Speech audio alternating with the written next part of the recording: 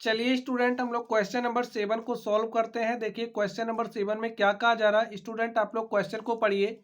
इसमें कहा जा रहा है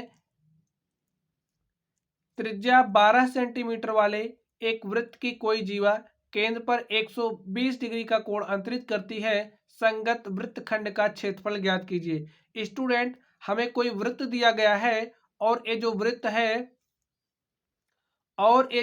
है ये क्या कर रहा है, इसकी कोई जीवा है और जो जीवा है वो केंद्र पर 120 डिग्री का कोण अंतरित करती है। कितना डिग्री का कोण अंतरित करती है?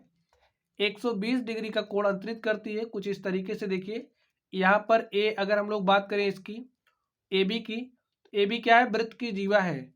और ये जो वृत्त की जीवा है वृत्त के केंद्र पर 120 डिग्री का कोण अंतरित कर रही है। कितना डिग्री का? 120 डिग्री का। वृत्त के केंद्र को हमने ओ ले लिया है। अब हमसे क्या कहा जा रहा है? संगत वृत्तखंड का क्षेत्रफल ज्ञात कीजिए। किसका क्षेत्रफल निकालना है? संगत वृत्तखंड का क्षेत्रफल स्टूडेंट हमको निकालना है। तो इस वाले भाग का हमें क्षेत्रफल निकालना है। देख लीजिए आप लोग, हमें किस भाग का क्षेत्रफल निकालना है। यहाँ पर ए वाला जो भाग है हमें इस भाग का क्षेत्रफल निकालना है।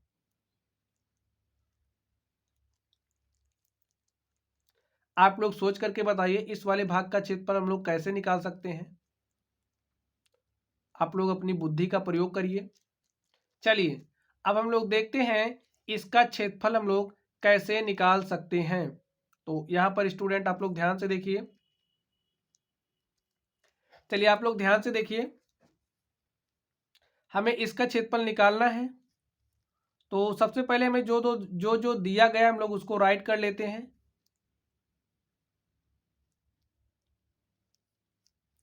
देखिए हमें क्या दिया है, ए जो हमारा ओ ए है वो बराबर होगा ओ बी के। लिख लीजिए, जो हमारा ओ ए है वो बराबर होगा ओ बी के। ओ ए बराबर होगा ओ बी के।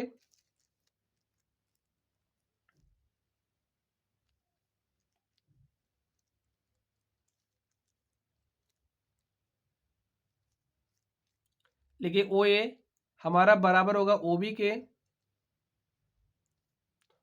और बराबर किसके हो जाएगा? बराबर होगा 12 सेंटीमीटर के।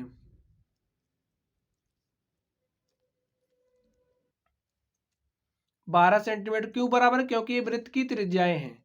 चलिए अब हम लोग ये जो संगत वृत्तखंड है हम लोग इस वृत्तखंड का क्षेत्रफल निकालते हैं। लिखिए संगत वृत्तखंड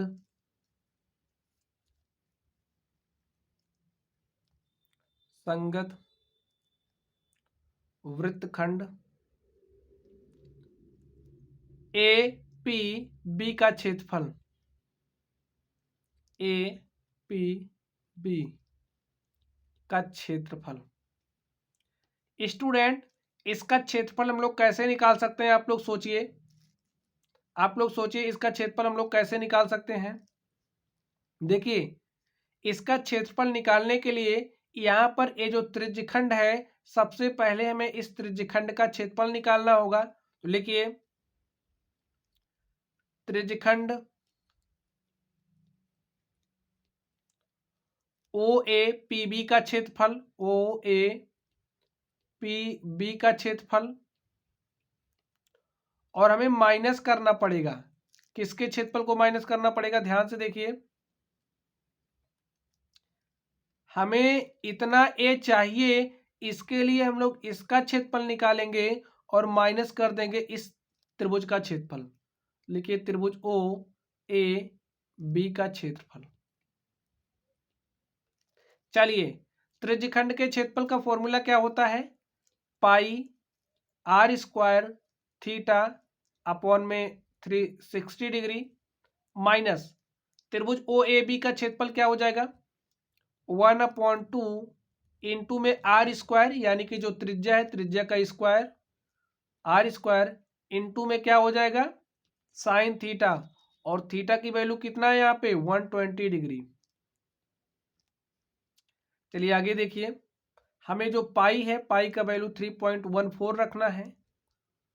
तो वैल्यू रख दीजिए, पाई का वैल्यू रखिए 3.14 इंटू में आर स्क्वायर। आर का वैल्यू क्या है? 12 है, देखिए आर का वैल्यू 12 है, तो यहाँ पर आप लोग 12 का स्क्वायर कर दीजिए, तो हमने 12 गुणे 12 लिख दिया।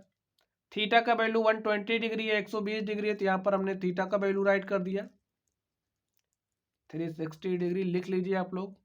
थीटा इक्वल टू कितना दिया है 120 डिग्री, माइनस 1/2 इंटू में आर स्क्वायर, आर का वैल्यू क्या है 12, तो 12 का स्क्वायर कर दीजिए, तो 12 गुणे 12 हो जाएगा, इंटू में साइन 120।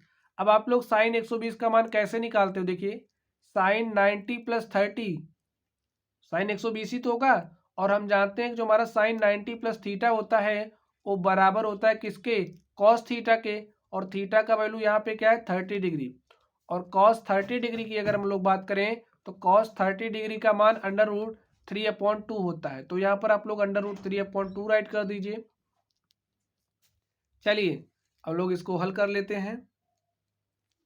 यहाँ पर देखिए इसको काटेंगे तो यहाँ पर कितना आ जाएगा 3, इसको काट दीजिए, 3 चौके 12। आगे देखिए इसको काटिए, देखिए यहाँ पर हो जाएगा 2 छंग 12, और इसको काटेंगे तो हो जाएगा 2 छंग 12।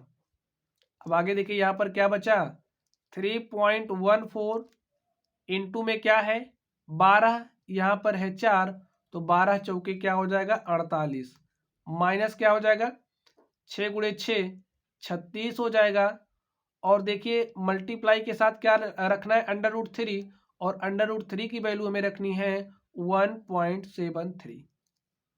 अब इसको सॉल्व कर लीजिए, मल्टीप्लाई करिए इसको। चलिए हम लोग यहाँ पर मल्टीप्लाई कर लेते हैं रफली, इसको थोड़ा सा रफ वर्क कर लीजिए। 3.14 को मल्टीप्लाई कर दीजिए 48 से, 8 चौक 32, 32 के 2 हासिल 3, 8 एक के 8 3 11, 11 के 1 हासिल 1, 8 3 24 हासिल 1 क्या हो जाएगा 25।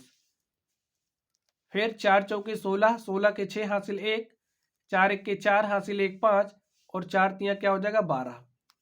यहाँ पर 2 राइट कर दीजिए, 1 + 6 7 हो जाएगा, और यहाँ पर देखिए 5 5 क्या हो जाएगा 10, 10 के 0 हासिल 1, 2 2 4 हासिल 1 5, यहाँ पर 1 कितने अंक बाद दशमलव लगाने 2 अंक बाद, तो यहाँ पर लगा दीजिए, राइट कर दीजिए 150.72, 150.72 माइनस, चलिए हमें आगे क्या करना है 36 को मल्टीप्लाई करना है 1.73 से, तो मल्टीप्लाई कर लीजिए 36 को मल्टीप्लाई करिए 1.73 से,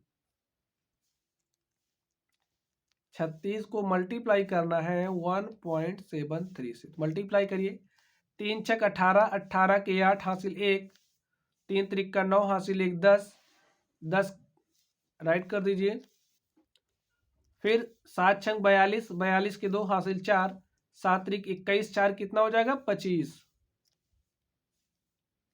आगे देखिए 1 को 6 से मल्टीप्लाई करेंगे तो कितना हो जाएगा 6, 1 को 3 से मल्टीप्लाई करेंगे तो 3 हो जाएगा, ऐड कर लीजिए 8 2, 6 5 11 1 12, 12 के 2 हासिल 1, 3 2 5 1 6, और 2 अंक बाद दशमलव लगा दीजिए, तो यहाँ पर क्या हो जाएगा 62.28।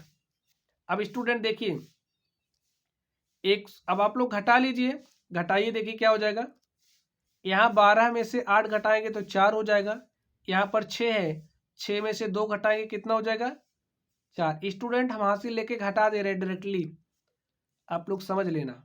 यहाँ पर देखिए अब यहाँ पर है 0, 0 में से 2 तो जाएगा नहीं, 10 में से 2 गया 8, और यहाँ पर क्या बचा है 4, और हो गया 14 में से 6 गया 8, तो हमारे पास क्या आ गया 88.44, ये क्या हो गया सेंटीमीटर स्क्वायर। और यही स्टूडेंट क्या हो गया हमारा जो वृत्तखंड है उस वृत्तखंड का क्षेत्रफल हमारे पास आ गया है, यही हमारा क्या हो गया आंसर हो गया। तो देख लीजिए ये जो हमारा वृत्तखंड है, इस वृत्तखंड का क्षेत्रफल हमें निकालना था, और इसका क्षेत्रफल हमारे पास आ गया है 88.44 सेंटीमीटर स्क्वायर। तो माय डियर स्टूडेंट इस तरीके से हमने इस प्रश्न को सॉल्व किया। चलिए आप लोग पढ़ते रहिए। अगर आप लोगों को कोई भी डाउट हो तो आप लोग कमेंट बॉक्स में कमेंट करना। वीडियो पसंद आए तो वीडियो को लाइक कीजिएगा। चैनल पर नए हो तो चैनल को सब्सक्राइब करिएगा। तो चलिए स्टूडेंट, आप लोग पढ़ते रहिए। Thank you.